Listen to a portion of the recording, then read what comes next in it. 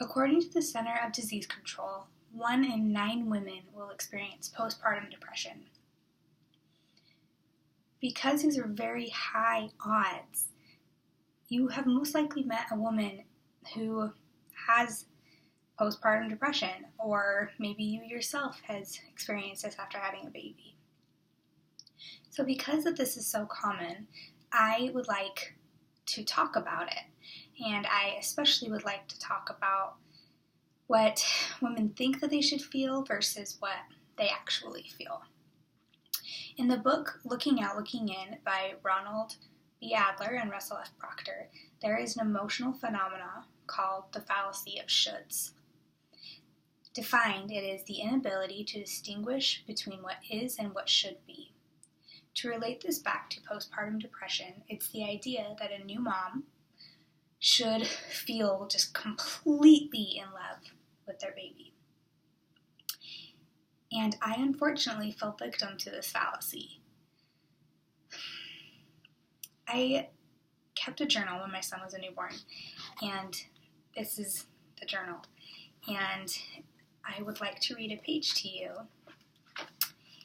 And it says, "Today is a very hard day. I don't feel like Elliot and I are bonding. We should be because I am nursing. I should feel happy and I wish I could feel like I loved him. I wish I could give him all the love that he deserves. He deserves a mom who can love him so fully." So looking back now that I'm out of that phase of my life, I can tell that I love my baby. But at the time, I was so stuck in the fallacy of should mentality that I lost track of the reality that I was in.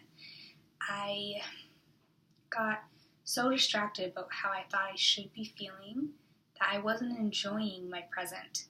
I felt guilty that I wasn't able to see what I was doing and what I was enjoying and what my baby was doing.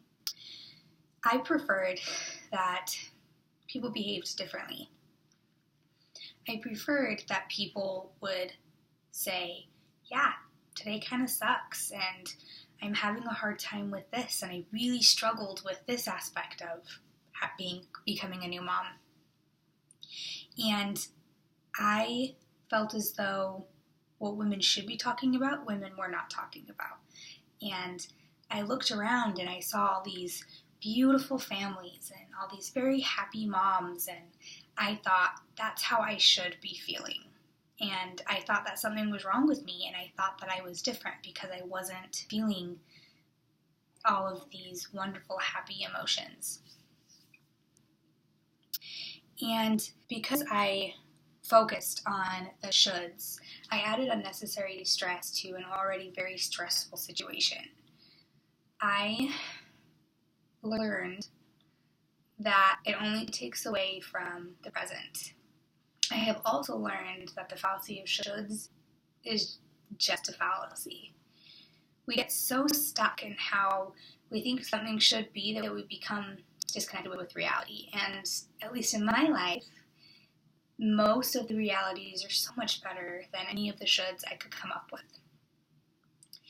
In conclusion, we need to remember that the fallacy of shoulds inhibits our ability to enjoy the present.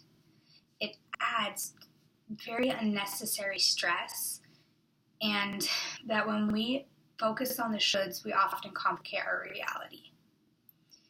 I think something else that's important to add as well is that the fallacy of shoulds can be very debilitating.